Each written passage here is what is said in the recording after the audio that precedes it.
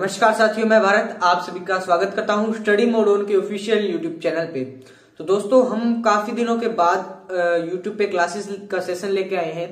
तो आज से हो सके तो रेगुलर आपकी क्लासेस अपलोड करने की कोशिश करूंगा, क्योंकि अब मेरी बीएससी की पढ़ाई चल रही है। बट मैं कोशिश करूंगा कि जो मेरा बीएससी का सिलेबस है वही आपके साथ मैं टच में रखूं, ताकि मेरा सिलेबस भी कवर होता रहे और आपका सिलेबस भी अच्छी तरह से हो जाए। तो आज के इस वीडियो में हम करेंगे असिम्पटोट्स। तो असिम्पटोट्स होते क्या है, सबसे पहले हम वहां से चलेंगे और फिर असिम्पटोट के हाई लेवल तक चलेंगे। तो असिम्पटोट होते क्या है, सबसे पहले आपको असिम्पटोट का पता होना चाहिए होते क्या है। तो असिम्पटोट्स होते क्या है, असिम्पटोट्स आपको एक कर्व के रूप में ही होते हैं। सबसे पहले आपको असिम्पटोट्स का एक फिगर होता है, डायग्राम होता है, ग्राफ होता है, वो आपको अच्छी तरह से आना चाहिए। हमारे पास दो प्रकार के कर्व्स होते हैं। कर्व कौन कौन सी, एक तो होती है क्लोज कर्व, एक होती है ओपन कर्व। अब क्लोज कर्व कौन सी होती है, क्लोज कर्व होगी स्फीयर हो गया, इलिप्स हो गया और सर्कल हो गया, may be other hyperbola like etcetera. ये तो है हमारे पास क्लोज्ड, ये तो आगे अपनी क्लोज्ड कर्व। बट हमें बात करनी है असिम्पटोट्स में ओपन, जो कि क्लोज नहीं है, यानी कि किसी प्रकार की कर्व हो सकती है। मे बी दिस, ये भी ओपन है। उसके बाद में दूसरा अगर आपको मैं बताना चाहूं कोई एग्जांपल के माध्यम से, तो वो ये भी हो सकती है। देखिए कैसे, किसी भी प्रकार की हो सकती है, कोई दिक्कत की बात नहीं। ये भी हो सकती है, कोई ओपन होनी चाहिए, क्लोज नहीं होनी चाहिए। असिम्पटोट किसी प्रकार का हो सकता है, बट बीएससी के सिलेबस में आपके अभी तक यही है असिम्पटोट। असिम्पटोट्स दो प्रकार के होते हैं, ओब्लिक असिम्पटोट्स, और इसे हम दूसरी भाषा में कहें तो ये क्या होता है वो मैं आपको बता देता हूं। असिम्पटोट्स क्या होते हैं, टेंजेंट टू कर्व होते हैं, जो कि इन्फिनिटी पे मीटअप करते हैं। यानी कि ये जो है ना, ये ऊपर की तरफ नहीं, ये इससे यहाँ पे इन्फिनिटी पे आपको मिलती हुई लगेगी। यानी कि जो इसका टेंजेंट होगा, मान लीजिए ये इसका टेंजेंट है, तो ये दूसरी कर्व के मिलता हुआ प्रतीत होगा। अब ये इस एक्सिस को यहाँ पे कहीं ना कहीं पे, मान लीजिए इन्फिनिटी पे, ये यहाँ पे इसको इंटरसेक्ट करेगी, तो इसे हम क्या कहेंगे, असिम्पटोट्स। क्लियर है? तो ये आपको इन्फिनिटी पे इंटरसेक्ट करता है असिम्पटोट्स। अब होते कौन कौन से प्रकार के हैं, नंबर एक तो होता है पैरेलल असिम्पटोट्स। क्लियर? उसके बाद में दूसरा होता है आपका ओब्लिक असिम्पटोट, ओब्लिक असिम्पटोट। तो दो प्रकार के यहाँ पे आपके सिलेबस में असिम्पटोट है, जिन्हें हम डिस्कस करेंगे, और दो प्रकार के ही हैं। बेसिकली हमारे सिलेबस में ये दोनों ही है, बट इसमें पैरेलल का थोड़ा कम दिया हुआ है, ओब्लिक का ज्यादा हमें डिस्कस करना है। तो जो आज का ये पहला लेक्चर है, इसमें हम ओनली ओब्लिक असिम्पटोट्स के बारे में देखेंगे। जो नेक्स्ट लेक्चर होगा, हो सके तो इसके 4 या 5 लेक्चर में हम इस पूरे चैप्टर को, असिम्पटोट के जो यूनिट है, चैप्टर है, उसको हम कवर कर लेंगे अच्छी तरह से। जितना भी इसमें हमारे सिलेबस में दिया है उसको भी अच्छी तरह से कवर कर लेंगे। तो ओब्लिक असिम्पटोट, पैरेलल असिम्पटोट, दो प्रकार के असिम्पटोट होते हैं। हमें करना कौन सा है, ओब्लिक असिम्पटोट। हो सके तो नेक्स्ट वीडियो में आपको पैरेलल असिम्पटोट पढ़ा दूं, और फिर जो आगे की आपकी कंडीशंस है, सम सोल्व करने, एग्जांपल सोल्व करने आपको मैं बता दूंगा। अब असिम्पटोट्स में आपको कैसे निकालना है, अब आपको पता है टेंजेंट टू कर्व। अब टेंजेंट, अब मैं मान लीजिए आपको इस कर्व का कह दूंगा, ये आपके पास एक कर्व है, ये इसका टेंजेंट है, तो आपको इसकी इक्वेशन निकालनी है। तो आपको पता है tangent to equation of a curve, उसकी इक्वेशन क्या होती है, उसकी इक्वेशन आपको अच्छी तरह से पता है, y equals to mx plus c। ये आपके यहाँ पे असिम्पटोट होती है। और दूसरी बात जो आपको यहाँ पे ध्यान रखनी है, हमें ये रिलेशन कभी नहीं भूलनी असिम्पटोट के चैप्टर में। उसके बाद में जो आपको यहाँ पे इस कर्व की, यानी कि जो आपको कर्व गिवन होगी, उसकी जो इक्वेशन दी होगी, मान लीजिए वो कुछ भी इक्वेशन है, एक्स वाई जेड जो भी इक्वेशन है वो यहाँ पे लिख दे। जो भी इक्वेशन आपको गिवन होगी, उसमें जो हाईएस्ट ऑर्डर ऑफ डिग्री होगा, मान लीजिए वो x cube plus y cube plus 3x square y कुछ भी हो इज इक्वल टू 0, इतनी क्यों ना हो, उसमें जो आपकी हाईएस्ट ऑर्डर ऑफ इक्वेशन है, जो आपकी उस इक्वेशन का हाईएस्ट ऑर्डर ऑफ डिग्री है, जो डिग्री हाईएस्ट है, यानी कि यहाँ पे हाईएस्ट डिग्री कितनी है, 3। तो यहाँ पे इस जो ये जो अपनी इक्वेशन है, इसके कितने टेंजेंट होंगे जो कि असिम्पटोट होंगे। How much the asymptote of this equation, there are 3। जो आपकी हाईएस्ट डिग्री होती है उतनी आपके असिम्प्टोट होते हैं। यानी कि आप कितनी इक्वेशन बनेगी, y is equal to m1 x plus c1, y is equal to m2 x plus c2, y is equal to m3 x plus c3। हमारे पास यहाँ पे दो चीजें अननोन है, कौन कौन सी, m1 c1, m2 c2, m3 c3। अगर हमें इनका पता चल जाए, इन 6 चीजों का, 2 4 6, अगर हमें इन 6 चीजों का अच्छे से पता चल जाए तो आप असिम्प्टोट की इक्वेशन भी आ जाएगी आपके पास और आप इस सम को सोल्व भी कर सकते हो। ये आपको ऐसे समझ में नहीं आएगा तो हम इसके लिए एक एग्जांपल डिस्कस करते हैं। आज की स्टूडियो में जो मैं एग्जांपल पढ़ाऊंगा वो आपकी हो सकता है आपकी बुक में हो न हो, बट जो एग्जांपल करवाऊंगा उससे आपको ये असिम्प्टोट का जो ओब्लिक असिम्प्टोट है उसका चैप्टर आपको अच्छी तरह से समझ में आ जाएगा। तो आपको क्या क्या करना है, पहले ध्यान से देखिएगा। जो आपको इक्वेशन दी होगी उसमें आपको हाईएस्ट ऑर्डर ऑफ डिग्री देखनी है, फिर आपको उसमें ओब्लिक फाइंड आउट करना है, उस हाईएस्ट डिग्री का ओब्लिक फाइंड आउट करना है। जैसे ही आप ओब्लिक फाइंड आउट कर लोगे फिर आपको ये जो इक्वेशन है वहां पे अननोन नंबर है जो आपके पास m1 c1, m2 c2, m3 c3, उनके आपको वैल्यूज निकालनी है। उनकी वैल्यूज आने के बाद आप इसे यहाँ पे सब्स्टिट्यूट कर दीजिए तो आपके पास तीनों जो आपके असिम्प्टोट्स हैं वो आ जाएंगे। अगर यहाँ पे हाईएस्ट ऑर्डर ऑफ डिग्री 4 है तो 4 आएंगे, अगर 2 है तो 2 आएंगे। क्लियर? तो आपको असिम्प्टोट किस पे, सबसे पहले असिम्प्टोट का फोकस किस पे रहेगा, जो आपकी कर्व है उसकी इक्वेशन पे। अब वो कर्व कैसी होनी चाहिए, ओपन कर्व, क्लोज नहीं होनी चाहिए, न स्फीयर होना चाहिए, न इलिप्स, न हाइपरबोला और न ही वो सर्कल होनी चाहिए। ठीक है, तो वो ओपन होनी चाहिए। तो अब हम बात करते हैं एग्जाम्पल की। एग्जाम्पल से स्टार्टिंग करेंगे और उस एग्जाम्पल के माध्यम से मैं कोशिश करूंगा कि आपको असिम्प्टोट का चैप्टर अच्छी तरह से समझ में आ जाए। तो असिम्प्टोट के बारे में हम एक एग्जाम्पल के माध्यम से देखते हैं।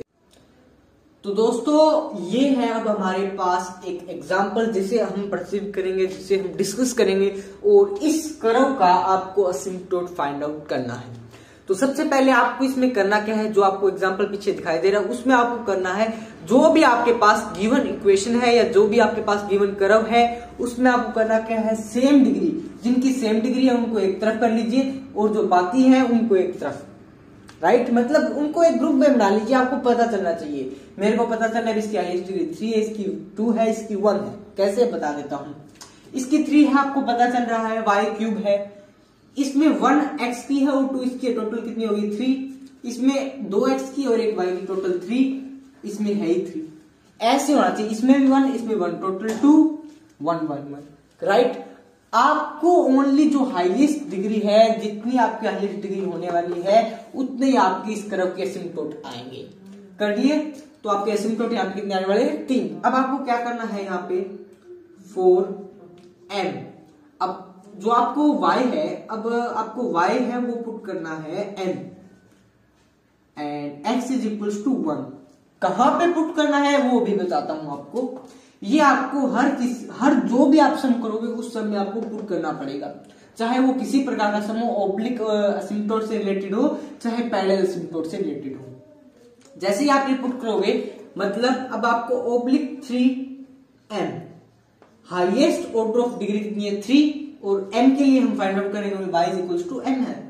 ठीक है, तो अब आपको यहाँ पे y को, जैसे ही आपने जो ये 3 है, y cube minus 3x y square minus x square y minus plus 3x cube, यहां पे आपको y की जगह क्या करना है, m पुट कर देना है और x की जगह 1, तो ये minus 3m square minus m plus 3। Right, तो ये आपका बन गया ओब्लिक 3। ये आपकी ओब्लिक 3 की इक्वेशन आ गई है। उसके बाद में अब आप ओब्लिक 2 फाइंड आउट कीजिए, oblique 2 4m।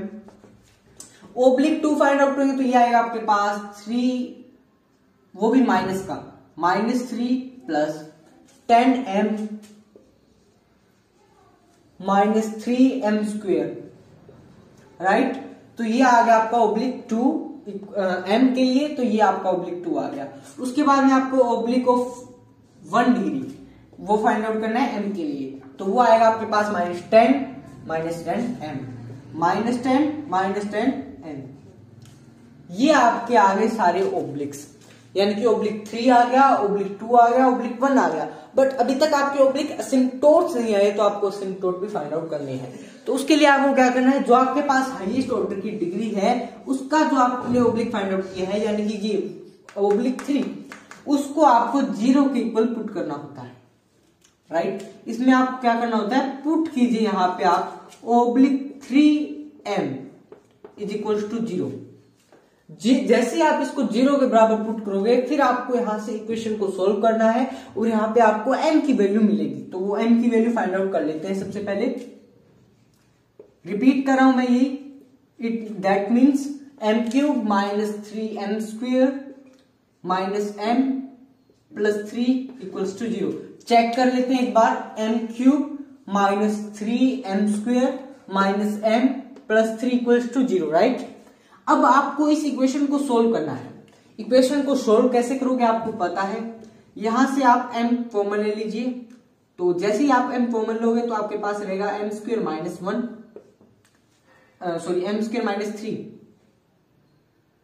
Sorry m square ले लेते हैं कॉमन। जैसे m स्क्वेयर कॉमन लिया तो यहाँ पे आपके पास m माइनस 3 रहेगा। यहां से आप माइनस 1 कॉमन ले लीजिए तो ये आपके पास m माइनस 1 3, इन दोनों में से ये और इन दोनों में से ये, क्लियर है। ये हमने इतना सोल्व कर लिया। जैसे आपके पास ये आया, अब आप क्या करोगे, तो ये आपके पास यहाँ पे फैक्टर बन रहे हैं m square minus 1 m minus 3 equals to 0। आपको पता है आप यहाँ पे m स्क्वेयर माइनस 1 को क्या लिख सकते हो, a square minus b square, that implies a plus b a minus b। तो m माइनस 1 m प्लस 1 लिख सकते हैं और m minus 3 as it is equals to 0। तो यहां से आपके पास m की 3 वैल्यू आ जाएगी, कौन कौन सी, 1 माइनस 1 और 3। ये आपके पास 3 वैल्यूज आ गई हैं m के लिए।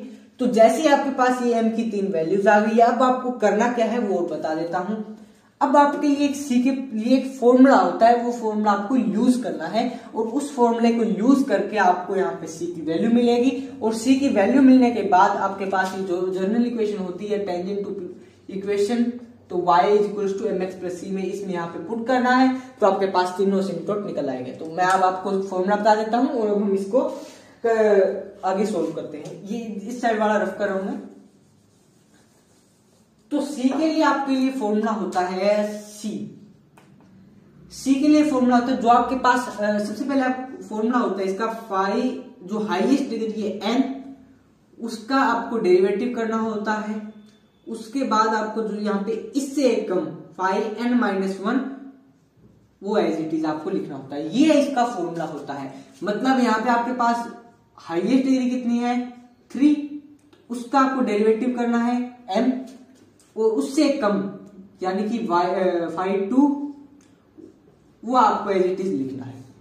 तो आपको पता है इसका डेरिवेटिव करना है, और जो आपने ये निकाली थी यानी कि फाई 2m, ये इस साइड लिख रहा हूं मैं एक बार क्योंकि इस साइड जगह नहीं अपने पास, तो ये आएगा माइनस 3, x को 1 पुट कर दिया, ये plus 10m minus 3m square. ये है आपके पास सेकंड डिग्री की और ये आपके पास थर्ड डिग्री की, ठीक है।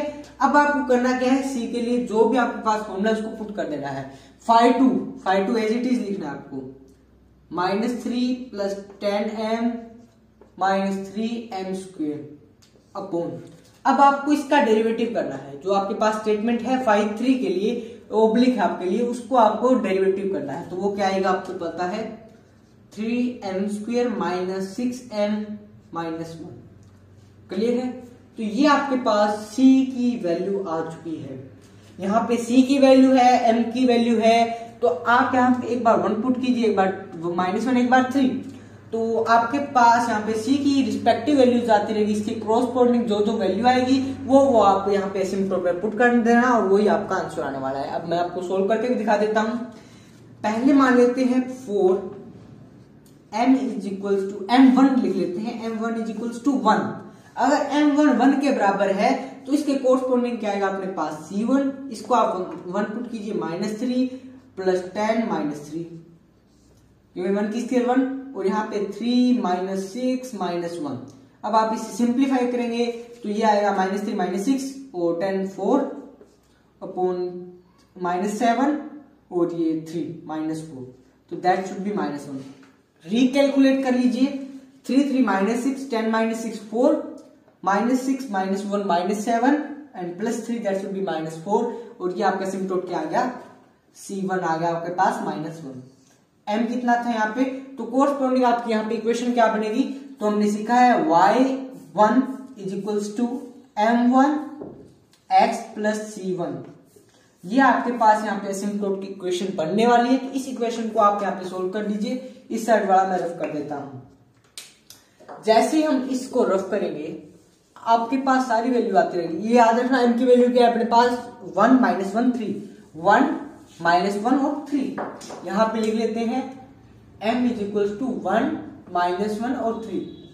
1 के लिए आपने यहाँ पे सोल्व किया तो ये आया आपके पास y1 is equal to m1। हमारे पास क्या आया 1 था, अपने यहाँ पे 1 पुट किया था तो x और यहाँ पे C1 की वैल्यू क्या आई -1। तो आपके पास यहाँ पे एसिम्पटोट क्या आ गया, ये 1 नहीं होता, यहाँ पे y रहेगा।